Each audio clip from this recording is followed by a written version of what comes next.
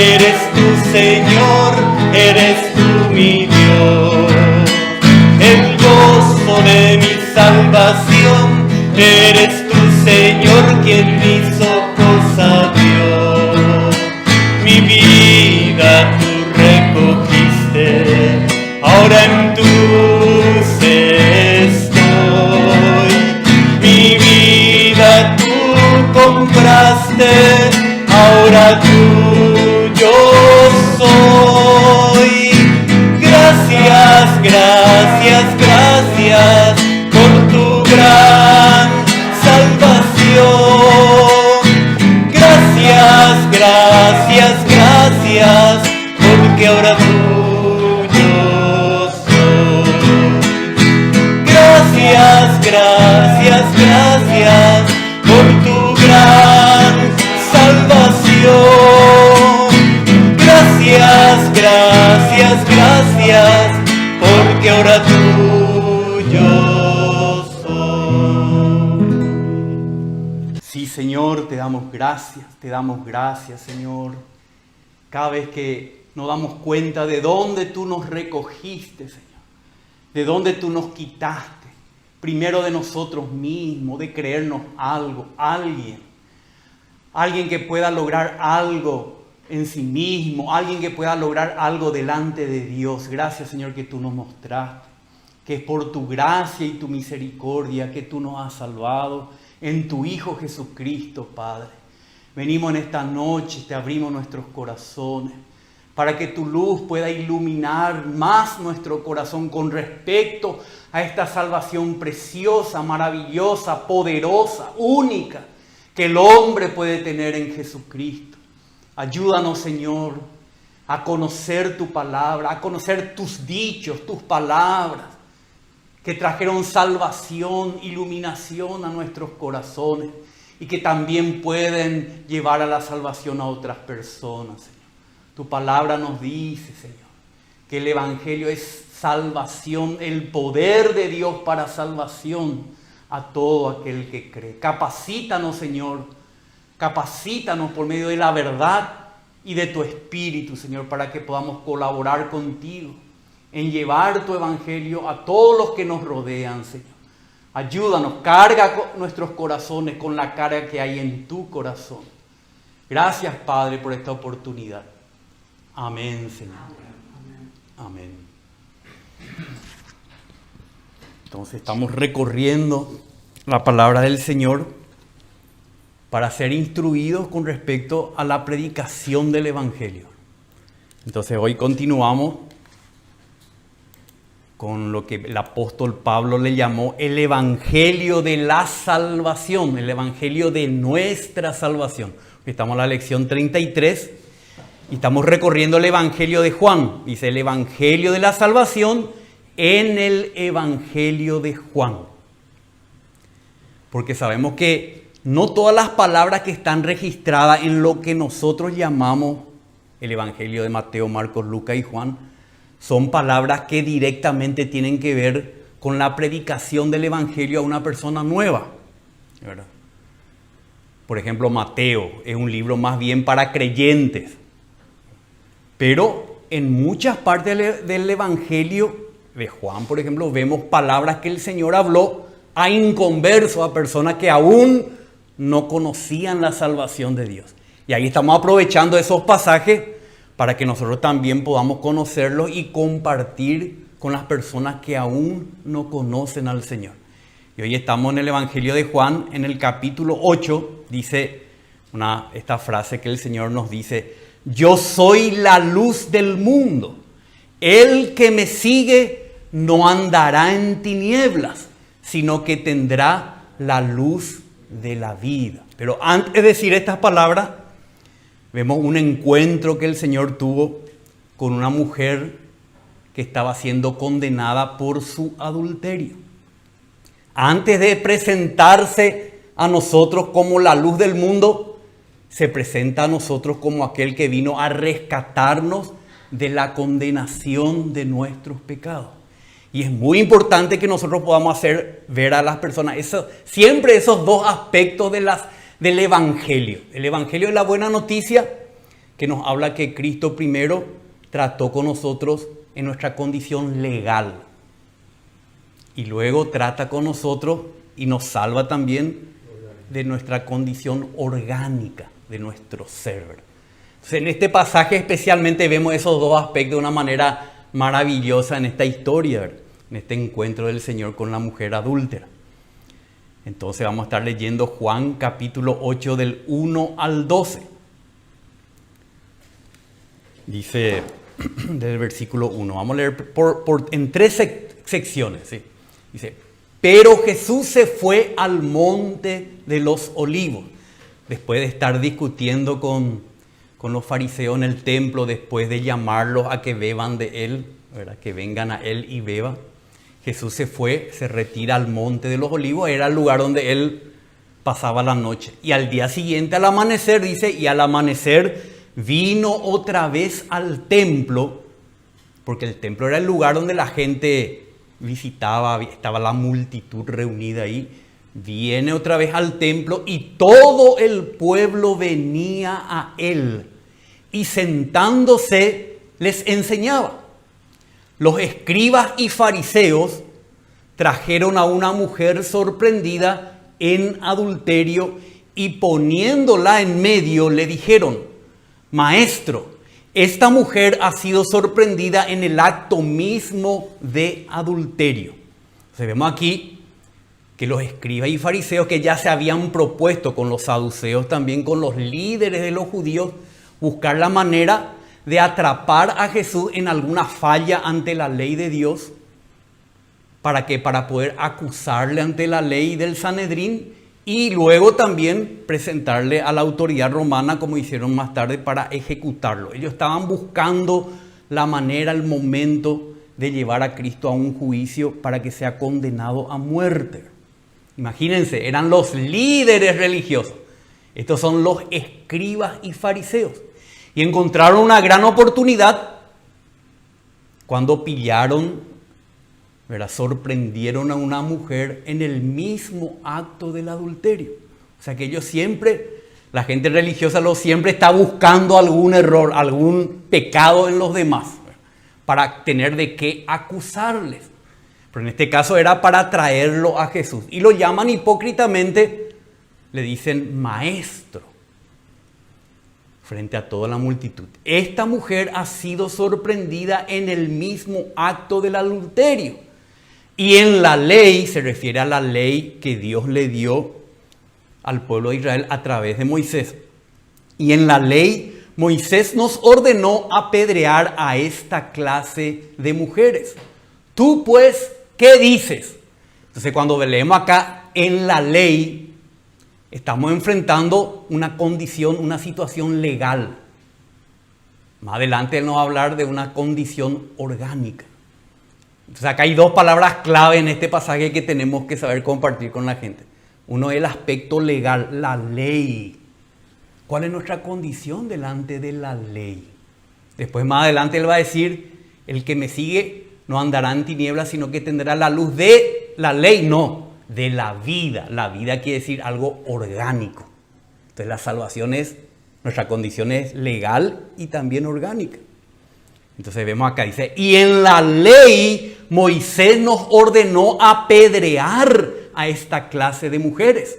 Tú pues, ¿qué dices? ¿Qué dices? Decían esto probándole para tener de qué acusarle. Pero Jesús se inclinó y con el dedo escribía en la tierra. Pero como insistían en preguntarle, Jesús se enderezó y les dijo, el que de ustedes esté sin pecado, sea el primero en tirarle una piedra. E inclinándose de nuevo, escribía en la tierra. Pero al oír ellos esto, se fueron retirando uno a uno, comenzando por los de mayor edad, y dejaron solo a Jesús y a la mujer que estaba en medio. Entonces la primera pregunta que nos hacemos aquí, dice el punto A, dice, ¿quién no tiene pecado? O sea, este pasaje lo que nos quiere mostrar es, ¿será que hay alguien que no tiene pecado?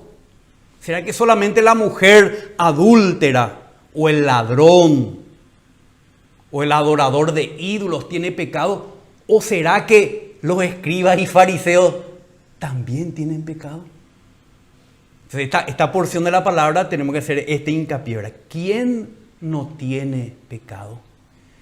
Entonces cuando compartimos el Evangelio, lo primero que tenemos que compartir es la radiografía que la ley hace de cada uno de los seres humanos. Si a esa persona a quien compartimos el Evangelio no se ve pecador, no va a buscar la salvación. Quizá busque una ayudita de Dios para sus problemas pasajeros, para tener una mejor familia, un mejor momento, no tanto quebranto, no tanta angustia, pero eso no es el Evangelio. El Evangelio tiene que ver con nuestra condición legal delante de Dios. Entonces aquí Jesús nos muestra nuestra condición legal delante de Dios. Y nosotros tenemos que predicar el Evangelio primero haciendo hincapié de esa condición en que todos los hijos de Adán estamos. Entonces vamos a mirar aquí algunas frases. Entonces le ponen ahí al Señor Jesús entre la espada y la pared. Porque si el Señor Jesús decía que no tenían que condenar a la mujer, no tenían que apedrear a la mujer, entonces él iba a ser culpable de estar en contra de la ley de Dios, porque Dios le dio a Moisés esa ley. Pero si le decía que era culpable, él prácticamente iba a perder el motivo por el cual él se acercaba a los pecadores y a los publicanos y a las prostitutas para mostrar su misericordia. Entonces también, inclusive, si él decía que hay que apedrearle, iba a tener un problema con Pilato, el gobernador, porque en ese tiempo, en ese preciso momento, solamente el gobernador romano podía ejecutar a una persona, una pena capital, ¿verdad? Por eso cuando a Jesús lo hallaron, dice, reo de muerte, tuvieron que llevarlo a Pilato para que éste lo ejecutara. Entonces vemos que en la ley, ciertamente, Dios mandó apedrear a esta clase de mujeres. Bajo la ley, ella estaba en condenación. Entonces vamos a leer Deuteronomio 22.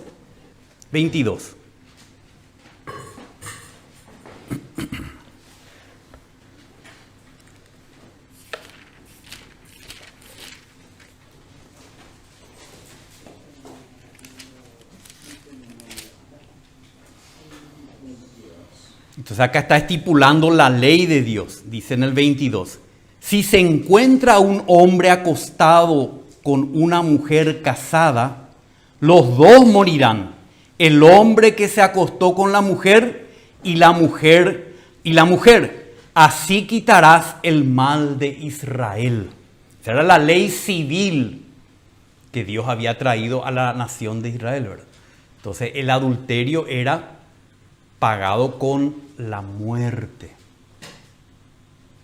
Entonces ella estaba ahí enjuiciada y tenía que ser apedreada, ejecutada. Entonces el Señor dice luego en el versículo 7, cuando insistían en preguntarle, porque cuando le preguntaron a él la primera vez, él no habló, ¿verdad? Como haciendo un momento trayendo impaciencia al corazón de las personas. Dice que escribía en la tierra. Nadie sabe qué escribía en la tierra, ¿verdad? Probablemente escribía los 10 mandamientos, ¿verdad? Porque no es solamente el culpable de uno que nos condena ante la ley de Dios. Si quebrantamos otro mandamiento, también somos culpables ante la ley de Dios. Entonces dice que los escribas y fariseos podían ver claramente las faltas de los demás, pero eran ciegos con respecto a sus propios pecados. Por eso el Señor le dice, el que de ustedes esté sin pecado, sea el primero en arrojarle una piedra. Vemos en Lucas 18:11 como estos fariseos religiosos se creían que no tenían pecado. El fariseo puesto en pie oraba para sí de esta manera: Dios, te doy gracias porque no soy como los demás hombres, estafadores, injustos, adúlteros, ni aun como este recaudador impuesto. Yo ayuno 2 veces por semana, doy el diezmo de todo lo que gano. Entonces el fariseo, el religioso, tanto en aquel tiempo como en este tiempo, se cree mejor que los demás. Cree que por hacer ciertas cosas, él ya está bien y es justo delante de Dios por su propia justicia. Entonces el Señor les confronta a ellos y les dice: el que de ustedes esté sin pecado, sea el primero en arrojarle una piedra. Quizá no eran adúlteros, pero sí, quizá tenían otras cosas en sus vidas.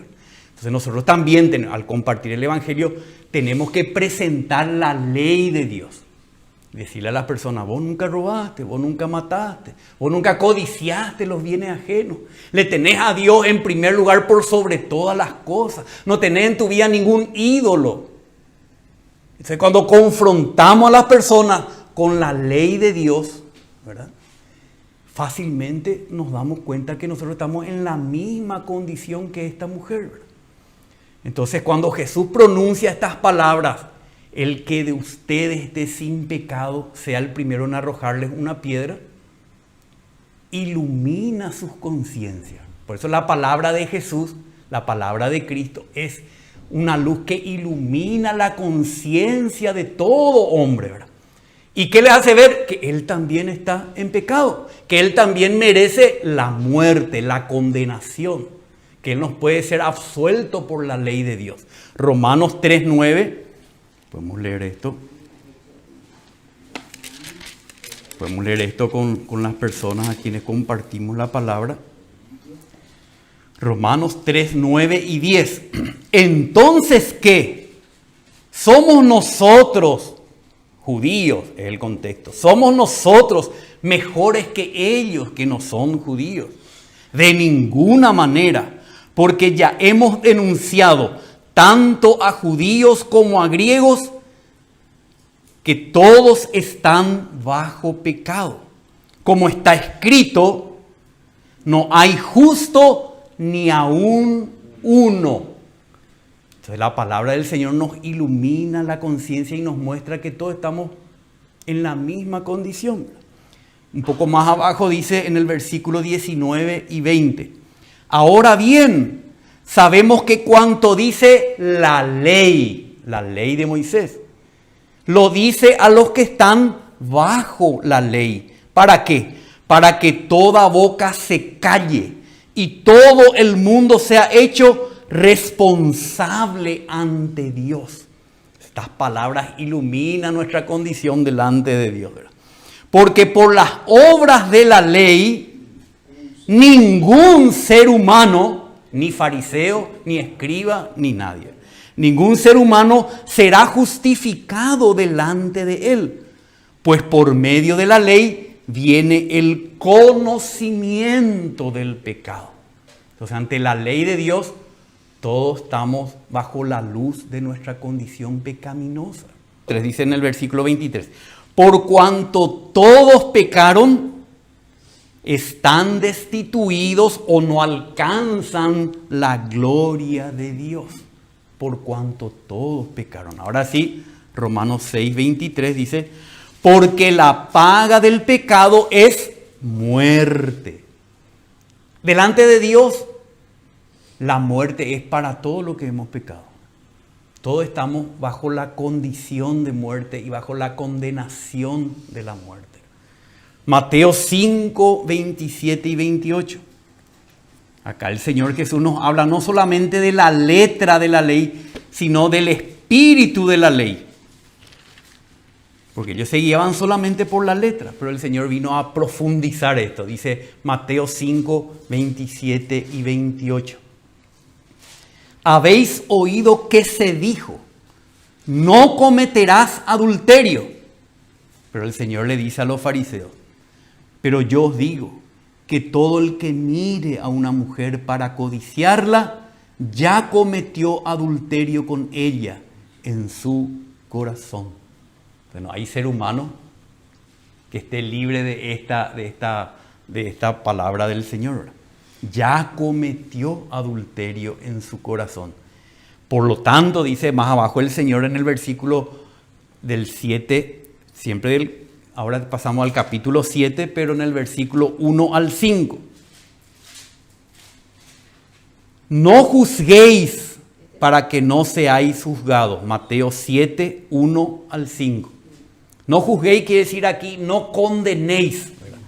No juzguéis para que no seáis juzgados, porque con el juicio con que juzguéis seréis juzgados, y con la medida con que midáis se os medirá. ¿Y por qué miras la paja que está en el ojo de tu hermano y no te das cuenta de la viga que está en tu propio ojo? ¿O cómo puedes decir a tu hermano, déjame sacarte la paja del ojo, cuando la viga está en tu ojo? Hipócrita, saca primero la viga de tu ojo y entonces verás con claridad para sacar la paja del ojo de tu hermano. Entonces, cuando estos fariseos oyeron esta palabra del Señor, el que de ustedes esté sin pecado, se vieron expuestos a su verdadera condición. Aún su propia justicia propia es la que le condenaba a ellos.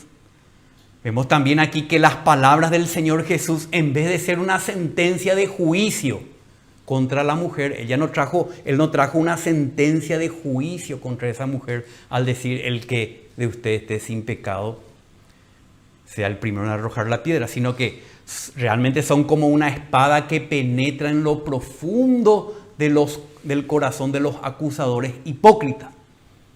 Como dice en Hebreos 4, vamos a leer Hebreos capítulo 4, 12. Porque la palabra de Dios, ¿quién era Jesús? El verbo que estaba con Dios y era Dios. Pero ese verbo fue hecho carne, no dejó de ser Dios. Y cuando Él hablaba la palabra de Dios, porque Él es Dios. Entonces, porque la palabra de Dios es viva y eficaz. ¿Y qué hace? Y es más cortante que cualquier espada de dos filos. Penetra hasta la división del alma y del espíritu, de las coyunturas y los tuétanos, y es poderosa para discernir o juzgar los pensamientos y las intenciones del corazón. Y no hay cosa creada oculta a su vista, sino que todas las cosas están al descubierto y desnudas ante los ojos de aquel a quien tenemos que dar cuenta. Cuando el Señor Jesús habla su palabra, es una palabra que trae discernimiento, luz, a esa oscuridad que ni nosotros nos damos cuenta en la que estamos. Entonces, esa luz iluminó la conciencia de los acusadores de la mujer. Y entonces dice la palabra, como leímos hace rato, que el 9 dice, el 8, e inclinándose de nuevo, escribía en la tierra, esperando la reacción de estas personas. Pero al oír ellos esto, se fueron retirando uno a uno, comenzando por los de mayor edad, y dejaron solo a Jesús y a la mujer que estaba en medio. Entonces, cuando la palabra de Dios nos habla, realmente nos trae la convicción de pecado. Y estas personas, los de mayor edad, seguramente los que vivieron más experiencia de la vida humana y cometieron más errores y más pecado, fueron los primeros en retirarse, y le siguieron los jóvenes dándose cuenta que ni sus maestros podían enfrentar este juicio delante del Señor. Se fueron, retiraron y dejaron a Jesús y a la mujer solos. Solos, pero seguramente con la multitud que vino a aprender del Señor.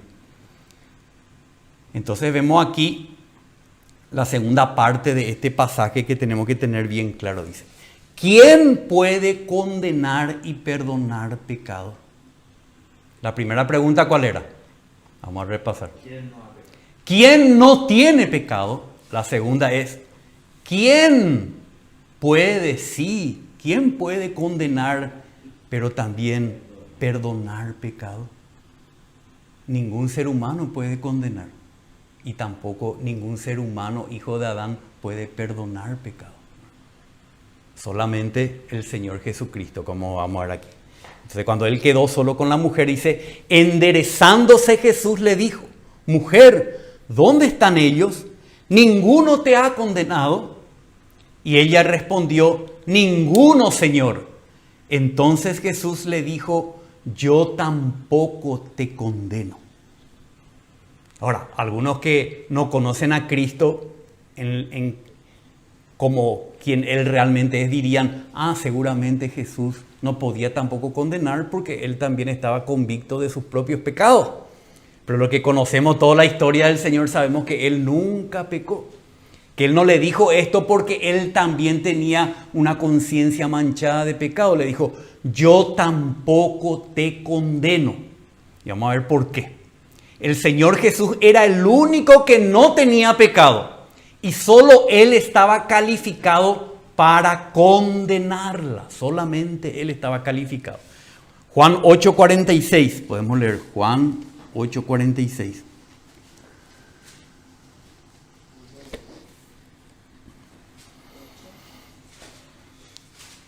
Él dice justamente a los judíos, ¿quién de vosotros me prueba que tengo pecado?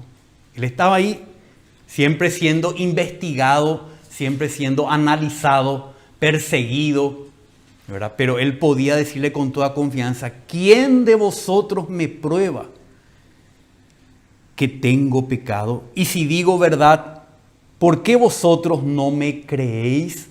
Vamos a leerle el testimonio del apóstol Pedro, primera de Pedro 2:22.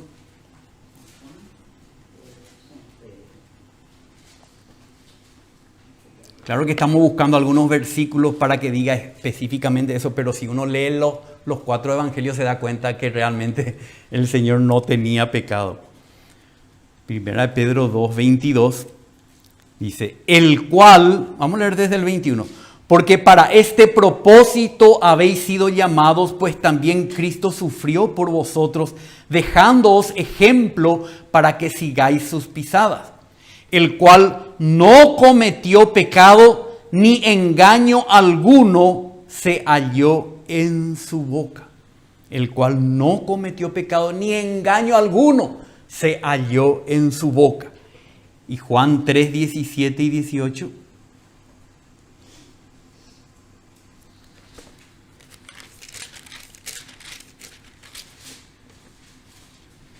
Ahora, ¿por qué el Señor le dijo, yo tampoco te condeno?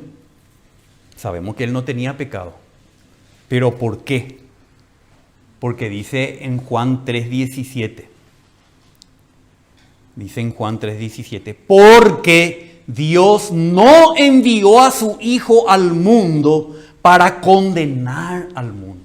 Por eso le dijo, yo tampoco te condeno. Porque Dios no envió a su Hijo al mundo para condenar al mundo, sino al contrario, sino para que el mundo sea salvo por medio de Él.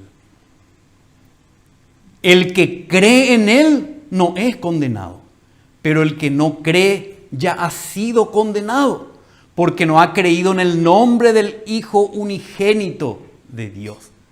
Porque Él es la salvación de la condenación. Si no creemos en Él, no tenemos salvación. Y Él no vino a este mundo para condenar al mundo, sino para que el mundo sea salvo por medio de Él. Este pasaje es maravilloso compartir con las personas. ¿Por qué no le condenó? Porque Dios no le envió a su Hijo para condenar al mundo, sino para que vos, para que yo, seamos salvos por medio de Él. Entonces vemos aquí que el Señor mismo pagaría la culpa. Por eso no le condenó a la mujer. Porque Él vino justamente a pagar la culpa de los pecados de esta adúltera, del escriba, del fariseo y de todo el mundo. No fue gratuito, no es que le dijo vete de manera fácil y gratuita. No, a Él le costó la vida decir yo tampoco te condeno. Él le costó su propia vida decirle vete y no peques más, absolverla del pecado. ¿Pero por qué pudo absolver? Porque Él pagaría su pecado. No es que el pecado quedaría impune. Entonces vemos aquí la justicia de Dios, lo que Pablo llama la justicia de Dios. Romanos 3, 21 y 28. Y acá está el meollo del Evangelio. Romanos 3, 21. Eso nosotros mismos tenemos que entender bien para poder compartir con las personas. Pero ahora, aparte de la ley, sí, ya vimos la parte de la ley. ¿Qué hace la ley? Condena. Estamos todos bajo pecado. Pero hay algo aparte de la ley. Gracias a Dios que hay algo a más de la ley, más allá de la condenación de la ley. Pero ahora, aparte de la ley, la justicia de Dios se ha manifestado. Esto no entendía Martín Lutero al principio. Creía que cuando Pablo decía acá la justicia de Dios, quiere decir la condena de Dios. Y que todos estamos en la condena, ¿verdad? Y procuraba hacer obras buenas para no estar bajo la justicia de Dios. Pero él no entendía el doble significado de esta frase. Dice acá, aparte de la ley, algo vino. La justicia de Dios ha sido manifestada. Esta justicia de Dios fue atestiguada por la ley y los profetas, o sea, los escritos del antiguo pacto. Fue atestiguada que Dios manifestaría ¿qué? Su justicia. ¿Dónde? En el sacrificio de Cristo. Ahí se manifestó la justicia de Dios. Tanto en el sentido negativo, que no dejó pasar por alto el pecado de los hombres, sino que castigó. La justicia de Dios se manifestó como el castigo por los pecados de esta mujer adúltera, de los fariseos, de los nuestros y los de todo el mundo. Se manifestó la justicia de Dios. Pero también se manifestó la manera que Dios justificaría al pecador. ¿Entiende? Tiene dos facetas.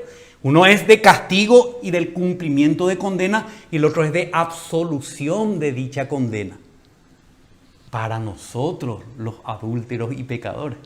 Entonces, dice acá Pablo, vamos a leer de vuelta. Pero ahora, aparte de la ley, la justicia de Dios se ha manifestado, atestiguada por la ley y los profetas. Es decir, la justicia de Dios que es por medio de la fe en Jesucristo. O sea, acá no está hablando ya la parte negativa. La justicia de Dios que se le atribuye a aquel que tiene la fe en Jesucristo. Por más que él no pueda cumplir la ley de Dios. Porque ya Cristo cumplió y pagó el castigo que la ley requería. No sé si me estoy dando a entender. Tiene dos aspectos la justicia de Dios. Acá ya está hablando de la parte positiva. Es decir, la justicia de Dios por medio de la fe en Jesucristo, ¿para quiénes? Para todos los que creen, porque no hay distinción, por cuanto todos pecaron y no alcanzan la gloria de Dios. Y acá está la justicia de Dios. ¿Cómo se manifiesta? Siendo justificados gratuitamente por su gracia. ¿Por medio de qué? Del pago. O sea, la justicia de Dios fue satisfecha. Hubo un pago. No fue así nomás que el Señor le dijo, yo tampoco te condeno. Él tuvo que pagar la redención que una vez estudiamos, que es el pago por nuestro rescate. Entonces leemos de vuelta. Siendo justificado gratuitamente por su gracia, por medio de la redención que es en la persona de Cristo Jesús, a quien Dios tuvo que hacer esto, a quien Dios exhibió públicamente como propiciación. ¿Recuerdan la propiciación? Por su sangre a través de la fe, a fin de demostrar su justicia. Porque en su tolerancia anteriormente, antes que venga Cristo, pasó por alto los pecados cometidos anteriormente, para demostrar en este tiempo, en la venida de Cristo, su justicia, a fin de que Él sea el justo. Él es el justo, porque no deja pasar por alto los pecados de los hombres. Pero también dice el justo y el que justifica al que tiene la fe en Jesús. Al que tiene fe en Jesús. Él es el justo, porque los pecados fueron pagados o no. Fueron pagados. ¿Dónde? En la persona de Cristo. Pero también ese pago nos justifica al que confía en Jesús, en la obra de redención de Jesús. ¿Dónde está pues la jactancia? Queda excluida. ¿Por cuál ley? ¿La de las obras? No, sino por la ley de la fe. Porque concluimos que el hombre es justificado por la fe aparte de las obras de la ley. O puedes traducir también, sin las obras de la ley. ¿Se dan cuenta la maravillosa justificación? Pero cuando el Señor dijo, yo tampoco te condeno, Él estaba, ahí mismo estaba cargando la condena de ella. Y la llevó a la cruz. Y la justicia de Dios se realizó ahí porque Él murió. No por sus pecados, sino por nuestros pecados. Y ese mismo hecho de que Él pagó nuestros pecados, al que cree en Él, esto le justifica. Es la justicia de Dios que ahora se manifestó aparte de la ley. Como Pablo pudo ver esto. Y esto estuvo oculto por siglos hasta que Martín Lutero descubrió este significado de la justicia de Dios. Gracias al Señor. Entonces, esto tenemos que ser capaces de explicarle a las personas que entiendan qué es la muerte de Cristo y por qué solamente en Él no somos condenados ante la ley de Dios. Porque Él es, como dice acá, el que puede condenar y también el que puede perdonar nuestros pecados. Romanos 5, 6 al 9. Romanos 5, 6 al 9. Porque mientras aún éramos débiles o impotentes, quiere decir que no podíamos salir de nuestra condición, a su tiempo Cristo murió por los impíos. Impío es una palabra que quiere decir contrario al carácter divino. Bueno. Porque a duras penas habrá alguien que muera por un justo, aunque tal vez alguno se atreva a morir por el bueno. Pero Dios demuestra su amor para con nosotros, en que siendo aún pecadores, Cristo murió por nosotros. Entonces, mucho más, habiendo sido ahora justificados por su sangre, seremos salvos de la ira de Dios por medio de Él. Ahí Él nos libra de la condena de Dios. Segunda de Corintios 5, 21. Segunda de Corintios 5, 21. Al que no conoció pecado, como ya leímos en otros pasajes, al que no conoció pecado, le hizo pecado por nosotros, para que fuéramos hechos, otra vez acá la frase maravillosa, justicia de Dios en Él. Fuimos hechos justicia de Dios en Él. Ahora Gálatas 3, 13. 3, 13. Cristo nos redimió de la maldición de la ley, de la condenación de la ley, habiéndose hecho maldición por nosotros, porque está escrito, maldito todo el que cuelga de un madero. Él murió como el criminal por nosotros. Bueno, a esto habíamos dedicado una reunión, ¿verdad? Y ahora el Señor le dice en el versículo 11 al final, le dice, vete, desde ahora no peques más. O sea, Él ya, por medio de Cristo, ella ya fue libre de la culpa de su pecado. Ya fue libre de culpa y pena, absuelta, ¿verdad?, ante la ley de Dios. Ella ya fue salva, digámoslo así, ya fue salva jurídicamente. Pero acá el Señor le da un desafío. Dice, vete, desde ahora no peques más. Sabiendo Jesús que no porque somos salvos jurídicamente ya no vamos a pecar más. Sabiendo Jesús. Por eso le dice otra vez. Le dice otra vez. Jesús les habló otra vez diciendo, yo soy la luz del mundo. El que me sigue no andará en tinieblas, sino que tendrá la luz de la vida. Este no andará en tinieblas es la respuesta a vete y no peques más. Este no pecar más es ya no andar en tinieblas.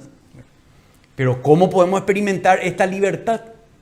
No solamente de la ley de Dios, sino de nuestra condición orgánica, de nuestro ser pecaminoso. O sea, acá el Señor se presenta, dice, como ¿quién puede libertar del pecado? No solamente Él puede perdonar nuestros pecados, sino que Él también es quien puede libertar. Eso ya es algo orgánico. Libertarnos de la condición pecaminosa, de no adulterar más, de no mentir más, de no robar más. Cristo, la luz del mundo y el dador de la vida.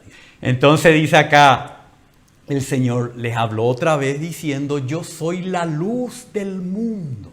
¿Qué palabra? ¿Quién diría estas palabras?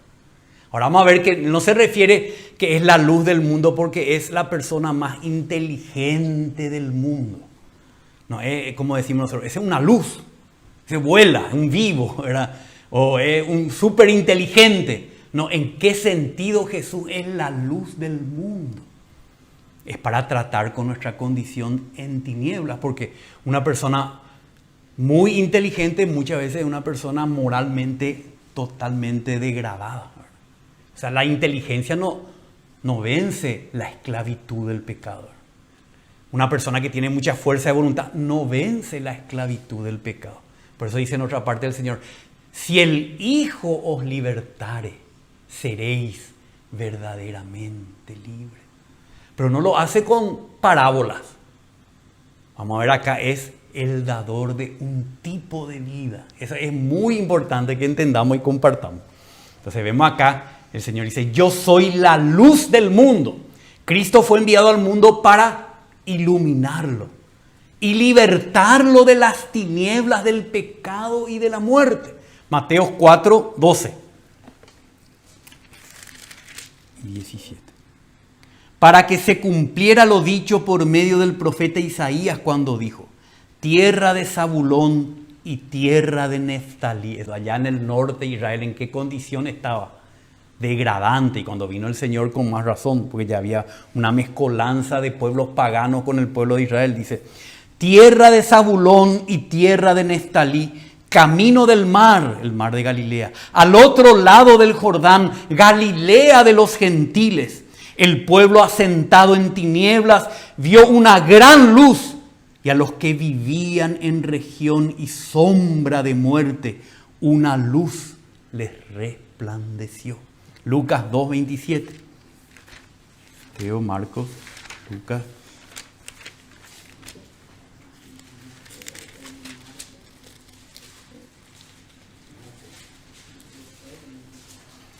Cuando Jesús tenía 8 días, fue presentado en el templo, ahí le esperaba Simeón, una persona consagrada al Señor ya anciana.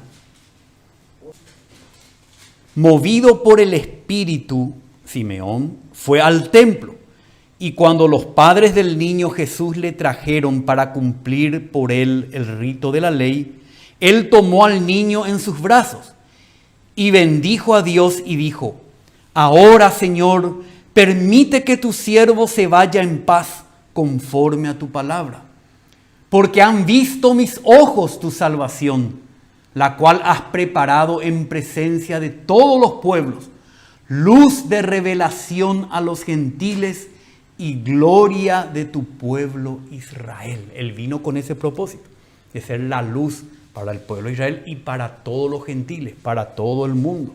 Juan 9:5.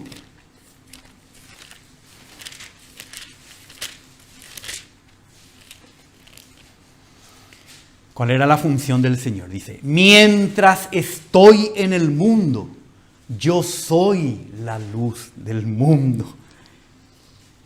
¿Quién puede atreverse a decir eso? Mientras estoy viviendo en este mundo, yo soy, no hay otra. Yo soy la luz del mundo. Amén. Entonces para esto vino el Señor. Juan el Bautista mismo prepararía el corazón del pueblo para recibir al que sería la luz del mundo. Lucas 1:76 al 79.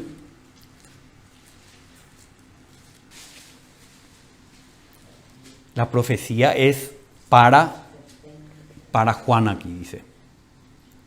Y tú, niño, tú, le habla al niño Juan, ¿verdad? Que está ahí con su padre Zacarías. Y tú, niño, serás llamado profeta del Altísimo, porque irás delante del Señor para preparar sus caminos, para dar a su pueblo el conocimiento de la salvación por el perdón de sus pecados, por la entrañable misericordia de nuestro Dios, con que la aurora nos visitará desde lo alto, para dar luz a los que están sentados en tinieblas y en sombra de muerte, para guiar nuestros pies en el camino de la paz.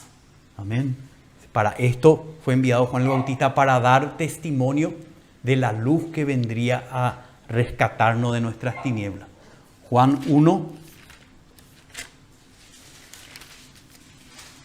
6 al 9. Vino al mundo un hombre enviado por Dios, cuyo nombre era Juan, se refiere a Juan el Bautista. Este vino como testigo para testificar de la luz, a fin de que todos creyeran por medio de él. No era él la luz, sino que vino para dar testimonio de la luz. Existía la luz verdadera, que al venir al mundo alumbra a todo hombre. Entonces, es muy importante presentar a Cristo como la luz profetizada ya en el Antiguo Testamento, la luz testificada por Juan el Bautista, porque para eso vino a nosotros. Vino para traernos la luz que nos liberta de nuestra condición pecaminosa. Claro que para experimentar esta luz, vamos a ver que tenemos que experimentar su vida. Y para experimentar su vida, tenemos que ser redimidos de la condenación de la ley. El que todavía no experimenta el perdón y la reconciliación de Dios no puede experimentar la luz de Dios para ser librado de su condición pecaminosa. Entonces aquí pasamos a otro punto, dice, el que me sigue, el que me sigue no andará en tinieblas. Cristo es la luz, caminamos unidos a Él, creyendo en Él, estaremos bajo la influencia de su iluminación y experimentaremos su poder libertador. Entonces esta ya es la parte orgánica, ¿verdad? La experiencia de Cristo, de la luz de Cristo. Juan 12, 44 y 46, al 46. Juan 12, 44 al 46. Jesús exclamó y dijo, el que cree en mí, no cree en mí, sino en aquel que me ha enviado. El que me ve, ve al que me ha enviado. Yo, la luz, he venido al mundo, ¿para qué? Para que todo el que cree en mí no permanezca en tinieblas. Todo el que cree en mí, en el Nuevo Testamento creer es algo subjetivo, es una experiencia. Por eso dice el Señor acá en forma ilustrativa, el que me sigue, pero no el que me sigue de lejos, sino el que me sigue, el que está cerca a mí, el que tiene comunión conmigo, el que camina conmigo, el que experimenta la luz que yo irradio, el que me sigue no andará en tinieblas. Juan 11, 9 y 10. Jesús respondió, no hay 12 horas en el día. Si alguno anda de día, no tropieza, porque ve la luz de este mundo. Pero si alguno anda de noche, tropieza, porque la luz no está en él. Entonces, por eso tenemos que seguir a Cristo de cerca, para que su luz pueda libertarnos del peligro de la oscuridad, ¿verdad? Porque en la oscuridad si andamos, ¿qué hacemos? Tropezamos, nos vemos, tropezamos, nos caemos, nos manchamos y también nos lastimamos, nos golpeamos.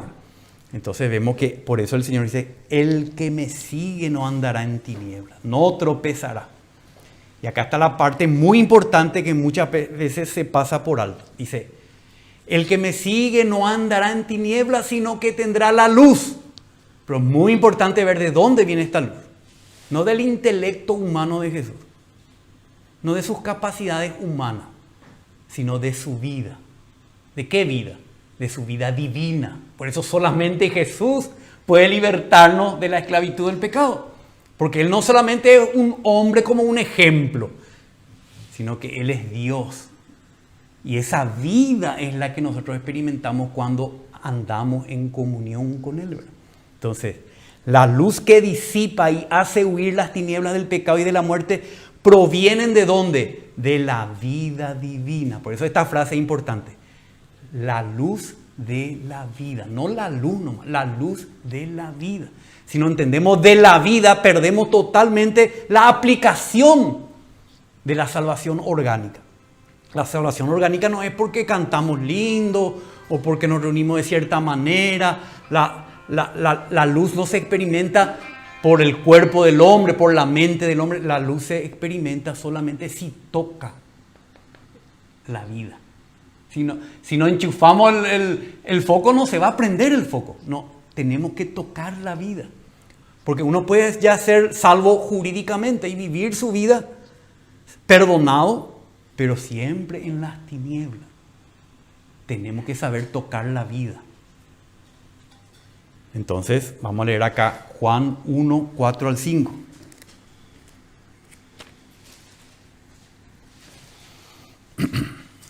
Dice, en él, refiriéndose al verbo hecho carne, en él estaba Zoé, la vida.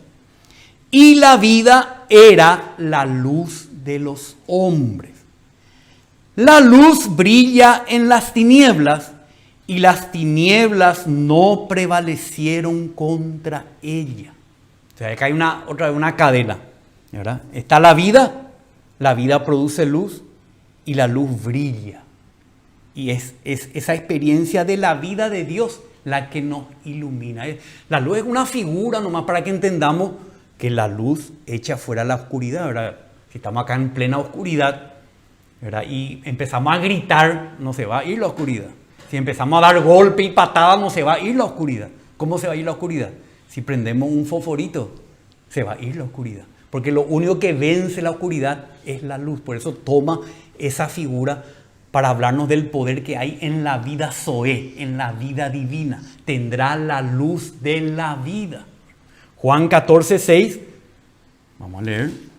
¿Quién es esta vida?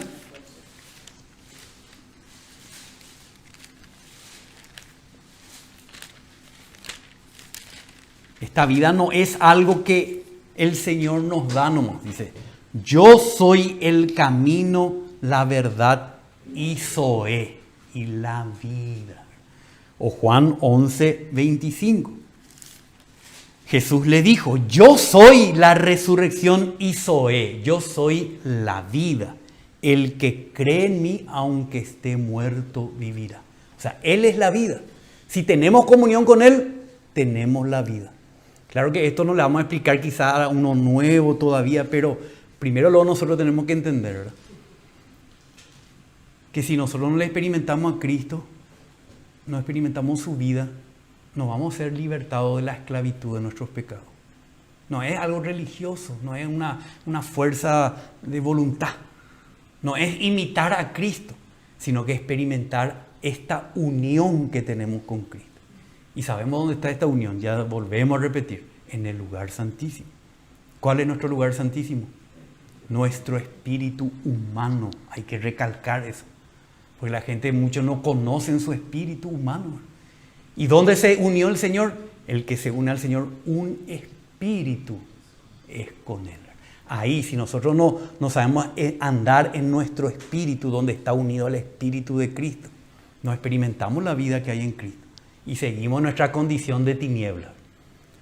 Entonces, Él es la vida. Y si tenemos esta vida, tenemos la salvación del Señor. Primera de Juan 5, 11 al 13.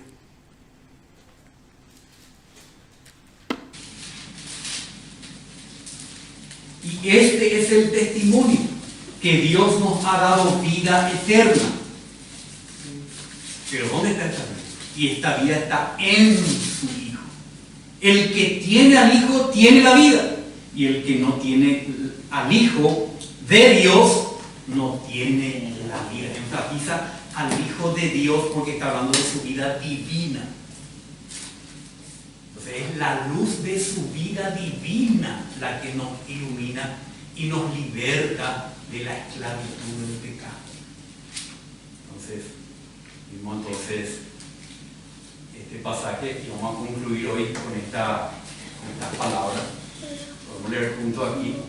Dice: el Señor Jesús con sus palabras ilumina nuestra conciencia para que veamos que somos pecadores condenados por la ley divina. Pero Él no vino a condenarnos, sino a morir por nuestros pecados para que obtengamos el perdón de Dios. Más aún, Cristo nos llama a seguirle para que la luz de su vida haga huir de nuestra vida toda oscuridad. Señor, te damos gracias porque tú eres el único, Señor, el único que puede condenarse. Pero tú no viniste a condenarnos. Te damos gracias, Señor, que tú nos has mostrado nuestro pecado.